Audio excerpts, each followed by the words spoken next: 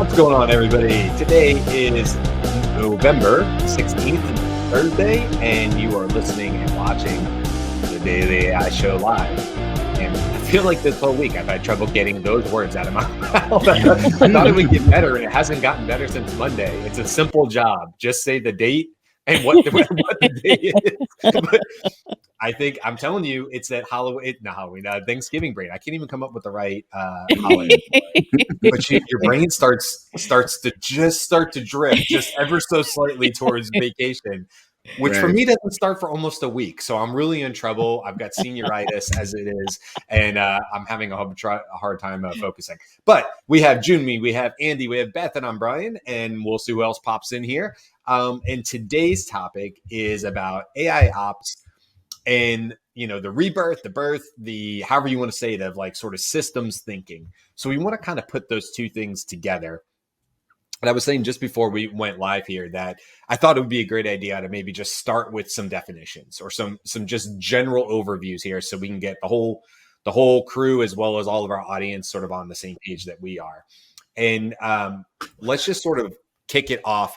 I'm going to use the AI ops definition that's in the AI Exchange playbook. So real quick, a background, if you're not familiar with the AI Exchange, I know a lot of our audience is. That's where we all met each other, for quick reference. So the AI Exchange was started by Rachel Woods and her sister and some other people. And really, Rachel has done an excellent job months ago about talking about what this AI ops is. It may sound like a rev ops, but what is AI ops? So within the AI Exchange, if you join the AI Exchange, you have access to this frankly amazing playbook that has everything you would want to know about AI, and it's being updated, and as well as the community and courses and things like that. But the playbook is an amazing resource. So I'm going to read right off of this really quick, just to make sure we sort of have a baseline. What is AI ops? AI operations, also known as AI ops, refers to the use of artificial intelligence, AI, to automate and enhance a business's operations. It involves the development and deployment of AI-powered systems, co-pilots, workflows to help us with our work. The goal of AI ops is to augment people and teams, to elevate humans into managerial roles. I think that's key, allowing them to delegate the execution of tasks to AI systems where appropriate, thereby optimizing productivity and effectiveness. And there's a little bit more here, but I'll just name the couple key, because they said, what are some of the key benefits of an AI ops? And this is not what's the word? It's not all of them, all encompassing. But words like efficiency, obviously we know AI can do a lot towards efficiency, productivity, streamlining workflows, accuracy, minimizing human errors, scalability. It can handle large volumes and it'll keep going and going and going for you. Insights, analyzing data and generating insights. And then finally, number 6 was cost savings over time. Automation and efficiency gains from AI ops can lead to significant cost savings. So that's a lot, but that's what we're talking about when we're talking about AI ops, because it's sort of a new term. I mean, it's something that really, Rachel was honestly the first person I heard talking about it on TikTok and her videos on there, and really trying to put a good definition around it. And I think they've nailed it, frankly. I'm probably biased a little bit, but I kind of think they've nailed it. I like the words in there too about overtime, like cost savings over time. And I think maybe I'll stop talking. Maybe that's a fun place to jump in with the AI ops side. And then let's tackle the systems thinking side as well. But what's your guys' take? Do you guys feel like that's a great definition? Do you feel like there's anything missing from that definition as you think about AI ops? I'll add that I think that's a good definition.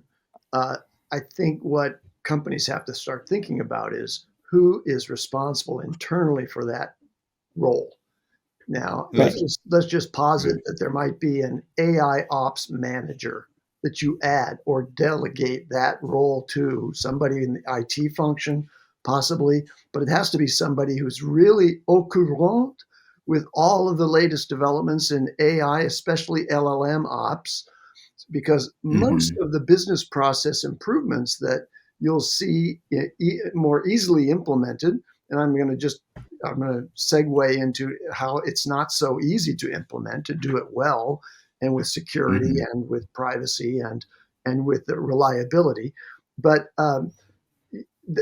you've got to have somebody who really knows which tools to use, what the stack is for AI ops, and who's going to monitor and improve those over time, because the tool set is changing constantly and there's new and greater things coming along. And you have a big decision to make internally in the company about whether you're going to designate somebody to be this AI ops manager who's going to be the leader in doing something that's kind of bespoke inside your organization, or whether you're just going to rely on the major vendors out there of systems for various functional departments. Let's just take customer support, for example. Hey, we have Zendesk. Zendesk's adding AI, so I don't really have to think about it. I'm just going to let that happen. Well, you're going to be missing a good part of the good value of AI ops if you don't have somebody inside who can say, hey, here's a business process that really can benefit from this. And I can share a document that I've shared on this show before, which is a business capabilities map that really talks to the systems thinking and the business process management side of this. But that I'll stop there and turn it over to somebody else. But I think AI ops is a real thing, and you're going to see that as a real job inside major corporations. So I'll jump in here. Jyunmi, what are you going to do? I was just going to quickly add on to what Andy was saying. All great stuff there. I would add on that the person to fill that role or some of the responsibilities to fill that role is they would need to be cross-discipline and a cross-team leader, mainly because AI ops touches every single department. And I was going to say something similar. So I'm not sure manager is the appropriate level, although Andy knows so much more about levels in businesses than I do. But because of that cross, like you're really going to need to understand the entire business and the functions of the entire business. And I'm wondering if that person would report directly to the COO or someone like that, just to have the I don't know, power, I guess. That's an interesting question. I think you would want to start with somebody at a lower level who is going to be in dialogue with everybody at every level of the organization, because that's the person who's the Sherpa for everything that's going on. And if the role expands to the point where it actually merits a corporate title that's associated with the compensation level that you're willing to pay for that role, that's what I would be thinking about as a COO. I know that I'd start out with somebody at the director level, because we just don't know how much productivity effectiveness is going to be delivered by that particular person. So start as a manager. If you're really knocking it out of the park, we'll promote you. And I'll add a little bit more here just real quick, because I pulled it up because you were talking about it, Andy.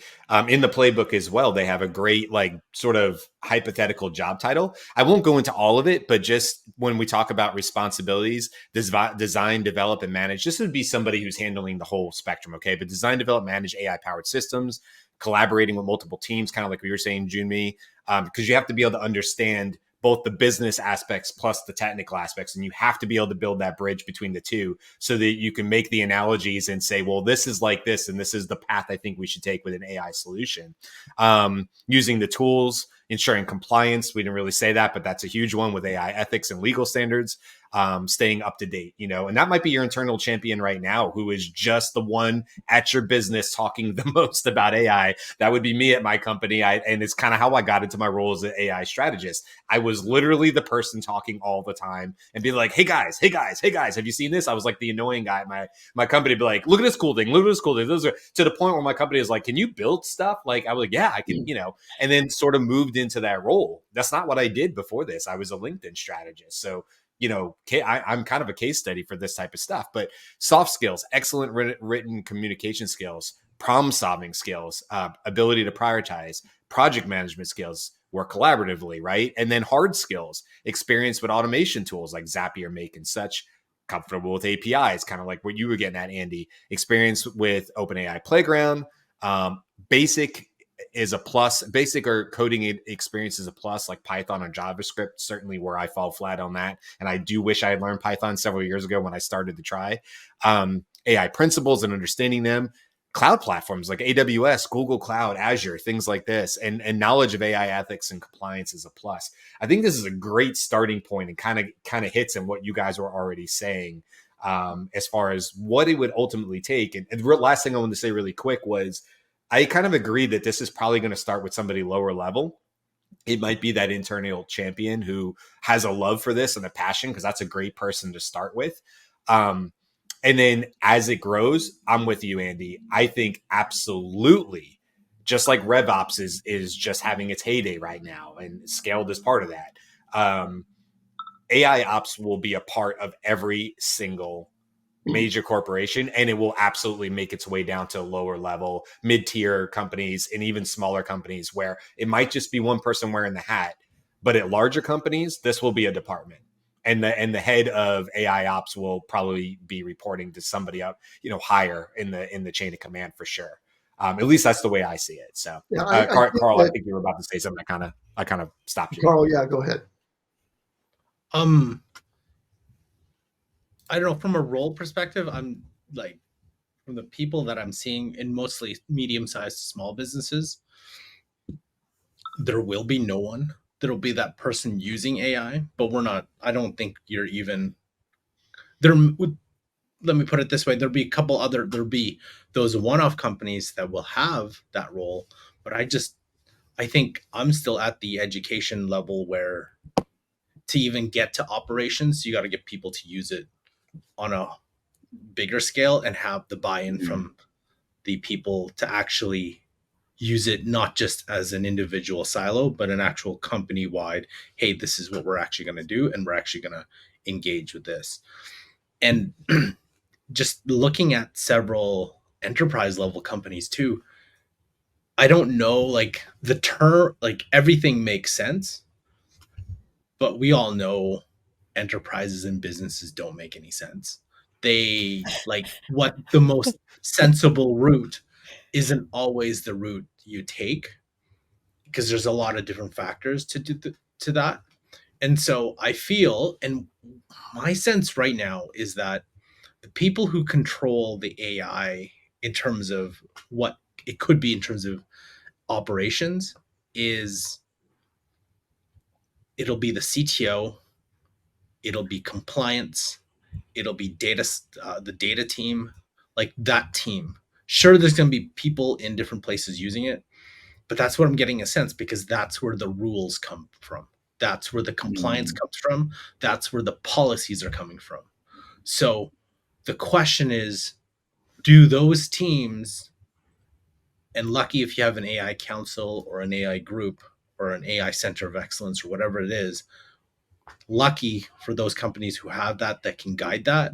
But I feel a lot of major enterprises, that's where it's coming from, because you need the rules first. And then by default, then you can start delegating those tasks and operations. Unless the CEO or the C-suite's like, yeah, we got to go push in every single, but not very many companies are that super progressive. Think outside the tech companies, Yeah, I think we're seeing too, right, at least with scale, that there's at least some desire for fractional positions within AI ops. That maybe not calling it AI ops per se, but we've definitely talked. I know our CEOs talked to people where that's come up in conversation, which is we acknowledge this. We know this is something we need to be spending time on. We do not have the internal resources to do this. Also, though, we don't want to hire somebody full time at this point. And that could be where, somebody can come in like you, Karl, or Andy, or Jyunmi or Beth, and you guys can be that like fractional resource at 10 hours, a week or something like that, or whatever it comes out to, where you step into that role and just start helping them define the policies and working with the people to just start laying that groundwork, of what maybe a future AI ops department might look like. That could be hugely, beneficial to a company where they're just like, listen, we know it's important. We just don't know where to start. This is a new thing. People have only been talking about it really in earnest since 2023. So it's new to everybody, but it also can be a competitive advantage for a lot of companies. I know I talk about it a lot, but when we went up and talked to Madison Square Garden, just talking to their senior VP, he was amazing about talking. I want to give him credit, because he said to us in a room, he was like, look, I don't even necessarily think that my sales team right now needs these AI solutions, but they're gonna. And I don't want to be caught in a position down the road where we don't have a game plan in place and ready to implement and start putting these things in place. So he was sitting there in the room, and he flew us up to talk to his team for something that he didn't really even think was going to be full-fledged, something they needed to have for 6 months or beyond. In his case, they're selling with 2 different sports teams that were doing pretty well, the Knicks and the Rangers. So they were already selling season tickets and sweet seats and stuff like that. But he's like, it's cyclical, right? These teams aren't always going to be great or good enough to fill out these things. And we're going to have trouble, and we're going to need more help in our sales team filling these spots. I want to make sure that I'm not standing here flat-footed while the rest of our competitors run full force ahead. I just, hearing somebody like that say, like you said, Karl, that's not common, but it was awesome to hear that that's the way he was thinking about AI and solutions, even for his team, even at a time where he didn't necessarily need it per se. So do you think we could split what we're talking about in terms of adoption? So Karl, it seems like you're talking about this is right now, and you would need a certain level of adoption to get to where we were talking about earlier. Yeah. Yeah. And this is one of those signs when you might know that it's time to bring in an AI ops consultant, right? So you're feeling pressure that you feel like your business should be doing something, right? Or like Brian, like you can see it, right? Mm-hmm. So you'd like at some point in the future to have done something already, right? Maybe that's where you are in your business. And that can be an AI ops consultant role, whether it's somebody who comes in and does some advising, does some analysis with your company, and that can move into a fractional kind of relationship where that person has the vision of what's happening holistically, and your individual department, tech, data, security, who we all know are pretty overwhelmed all the time, don't have to add something else on their plate. I want to make you're right. Oh, sorry, Andy, go ahead. Just a quick distinction to make between AI application design for business process improvement and AI ops, which follows the initial implementation of the AI application. Mm-hmm. You can bring in consultants who can determine pretty directly where there's some low-hanging fruit to create an application that will provide some benefit. But then they're still early enough that they're a little fragile, and somebody has to be monitoring and evaluating the outputs of these things in real time. And that means that's what I mean when I say AI ops. So who's looking after these systems once they're turned on? Go ahead, Karl. Mm-hmm. I think I was thinking back to what Brian mentioned about, hey, we're not actually going to pay this role. There's an opportunity for somebody to take it on. And that's kind of where I like, and then thinking about like what Beth said in terms of, now I can't remember what Beth said, but I went back and forth. But it was brilliant. It was so brilliant that I forgot it. But that's the thing is, I haven't heard very many companies, they'll assign a subject matter expert to do AI, but from a dollars perspective, I hear a lot of reports saying this is going to be worth X billion, X trillion. And yeah, you can buy the software, but are you actually going to legit put people to do it? Not at the side of their desk, like actually do it. And I don't think everyone's there yet because they don't know.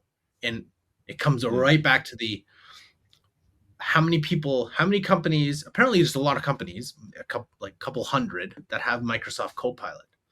Mm-hmm. Then there was a couple podcasts I listened to, and they're like, people who've talked to employees like, we just use it for email. And they're like, it's apparently so good that you got to use it for email. I'm like, So something is out there that like is I don't know if it's a miss, it's an education miss, because unless you get more people to use the thing, it doesn't make any sense for an AI ops role to get people to use a thing they actually know how to use it.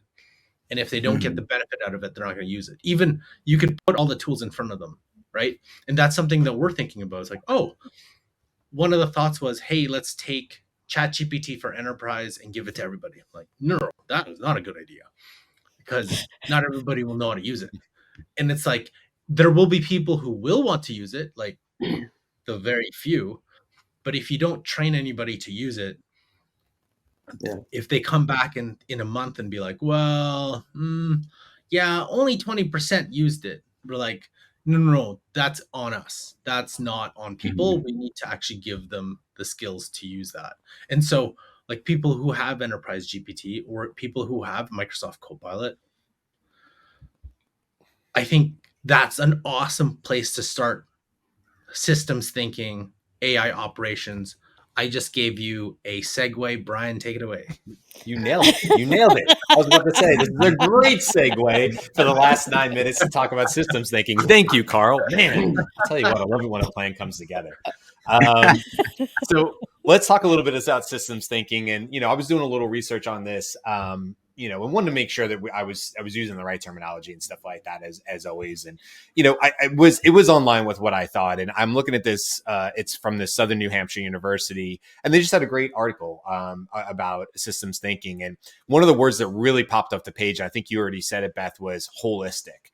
And it's about having a holistic view of the problems that you're trying to solve, and not just having a linear perspective of, point A is where let's call point B is where I'm starting, which is the solution. I need this thing to be happening, and I want AI to do it. And then point A, I guess, reverse, depending on how you're looking at the screen here. Point A is some starting point. And then there's this whole process and things that need to happen and questions that need to be asked, deep questions that need to be asked from point A to get from point A to point B. But I love the idea with systems thinking that it really is more than just a linear path. It's thinking about the people on the fringes, the jobs on the fringes. If you're going to go in and deploy a disruption like an AI solution, a big AI solution, there's a very good chance that you are going to disrupt coworkers' jobs in some way. It could be because you've made it very easy to do their job, and now there's some definite pushback. People don't like that, clearly. They don't want to feel like they're being phased out because AI, the robots, can now do it. And so I think there's a lot of education in there about, no, we're not trying to eliminate your position. We're trying to free you up so you can go do the thing that you're actually really good at doing. And honestly, for the last couple of years, we've had you on this task because we had no other way to accomplish it. Now that we have an AI solution, we feel that we can take the best of you and get it into produce to the company. And that's going to be amazing. See, when you turn the narrative around, it changes everything. Somebody goes from feeling like they can be replaced by AI to saying like, no. What it actually is that we feel that we've been underutilizing you. That's not your fault. You've had to do these tasks. They're important. Somebody had to do them. But now that we have another solution for that, that's going to free up this amount of time, what can you actually do? What would you want to do? Where does your brain take you? And that makes somebody feel empowered. It depends on the company and how they handle it. I guess some companies are going to eliminate jobs. The point of systems thinking is it's about taking big ideas, breaking them down into small tasks, trying to keep things simple where they need to be simple, not overcomplicating it, but also having the foresight to look out beyond your scope of what you've been tasked to accomplish and saying, well, who else does this affect? And what are the tentacles and the ripples, I should say, beyond that? So anyway, that's where my brain is on systems thinking, but I would love to hear you guys, as we have the last, 5-10 minutes here. So this comes back to something that we talked about before. Andy and I have rung this bell several times. Again, it's something that you can get from an AI ops consultant, but the business process analysis and having outside view on that is actually really helpful to identify what the processes are, because the problems you're trying to solve occur in a context of a larger business process. And that's hugely valuable just in general, to know the processes that your business is engaged in, but also when you're coming in and going to automate part of it, or port some of it, give some of the generation necessary to an AI.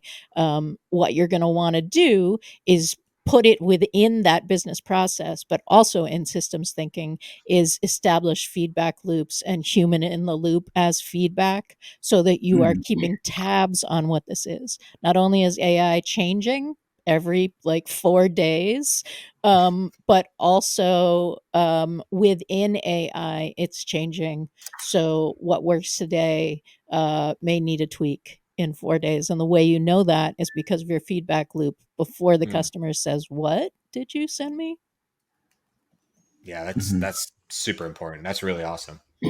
I'll add that there is a need to prioritize those business processes that are actual drivers of revenue and margin, right?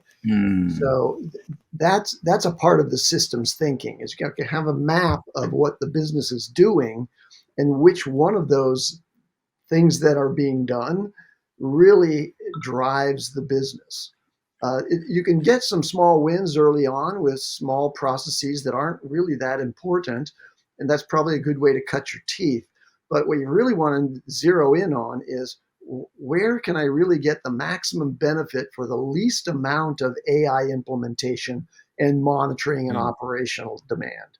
That would be the prioritization step that I think is an essential part of systems thinking, in addition to seeing what all the different sort of downstream effects are of implementing whatever solution you choose.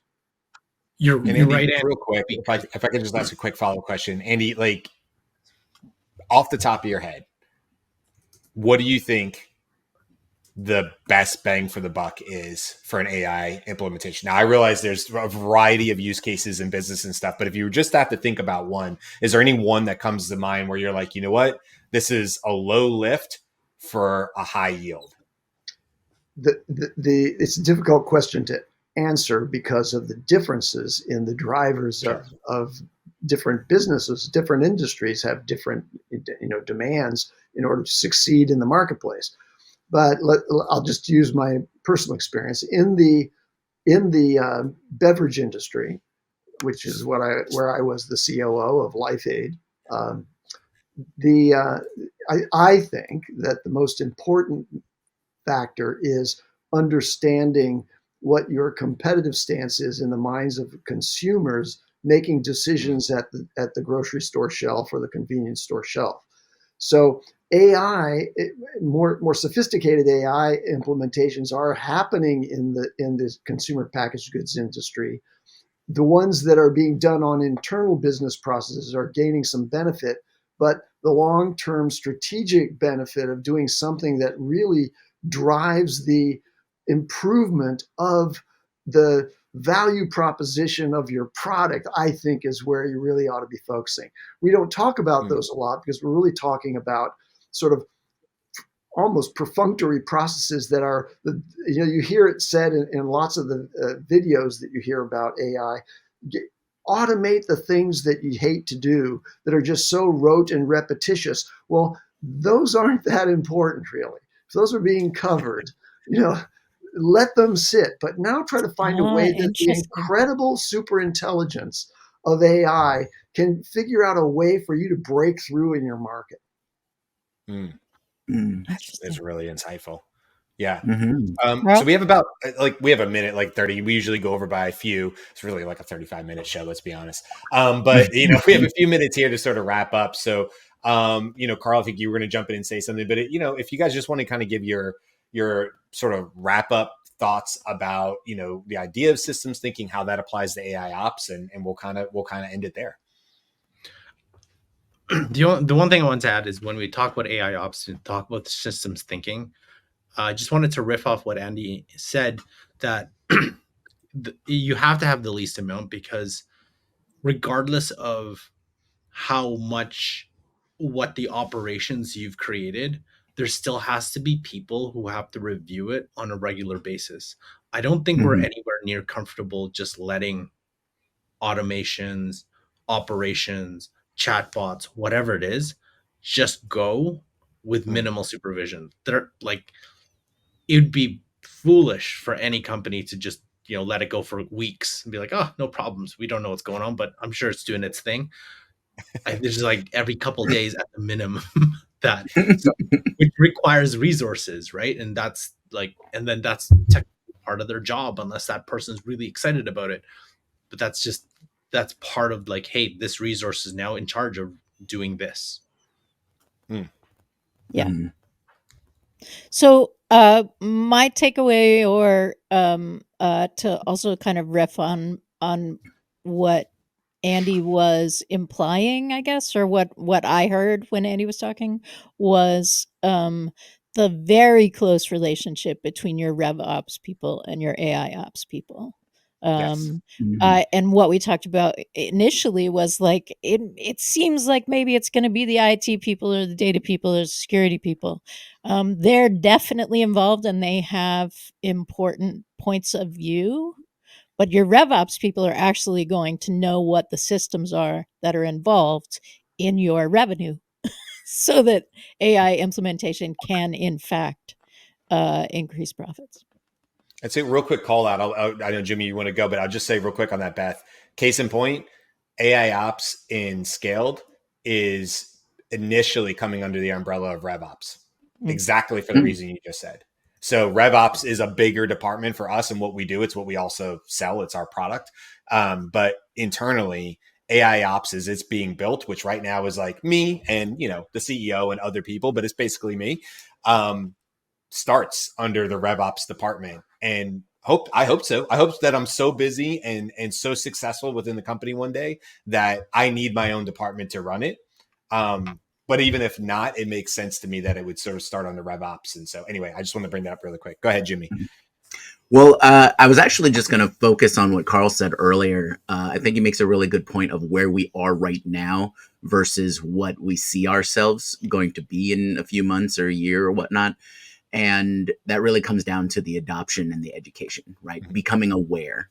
And Andy made some really good insights in what is the power of AI and AI tools and how that can, how you should be looking at it as opposed to just, the low-hanging fruit. So I think if you are just starting out, and which I think is most people and most companies, educate yourself, get in there, dive in, watch all our shows, and get spun up so that you can take that next step, so that you can analyze your business and go, oh, I want to do these kinds of things. Let's see what AI can do for me. And I'll leave it at that. Love it. Yeah, I mean, look, this is, I think, episode 69. I think tomorrow makes 70. So, I mean, not to pat ourselves on the back, but if you did watch all 69 episodes, okay, maybe there's a dud in there. Maybe one. Maybe we've had one dud show so far. So 68 of them are knock out of the park, home runs, grand slam.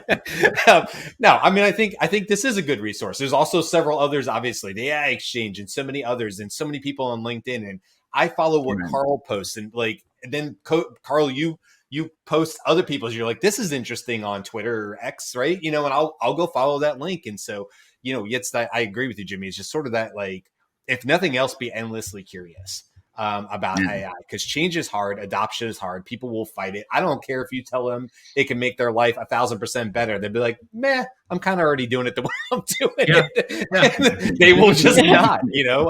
I fought uphill battles with that in LinkedIn strategy for the last several years of my career. I don't expect AI to be any different. All right, that's it for today, guys. We'll be back tomorrow with Aloha Friday. I will not be here, but I'm sure a lot of the crew will. Should be a great show as always. And I think I'll just give a quick shout out, if it's okay with you guys, to a great organization called Metropolitan Ministries. You know, this time of year, obviously, there's so many good, amazing organizations doing amazing things for the holidays for people who are food insecure, as well as many other ways. And Metropolitan Ministries is near and dear to my heart, and I have an opportunity, as I do every year, to go volunteer in their tents. It's quite literally one of my favorite parts of the year. So that's what I'll be doing tomorrow morning, and just want to give them a shout out because Metropolitan Ministries is really, really a wonderful organization. I don't know how far they are outside of the Tampa Bay area where I am, but if you're looking from somewhere to donate money, I feel confident in telling you that's a great start. So that's it, guys. We'll see you tomorrow, or they'll see you tomorrow, and then we'll be back next week. We got some fun shows lined up for Thanksgiving and the holiday week if you're here in the States. If not, it'll just be a normal Thursday to you, and we'll still have fun. It'll be a fun Thursday. All right. See you guys. Bye. Aloha.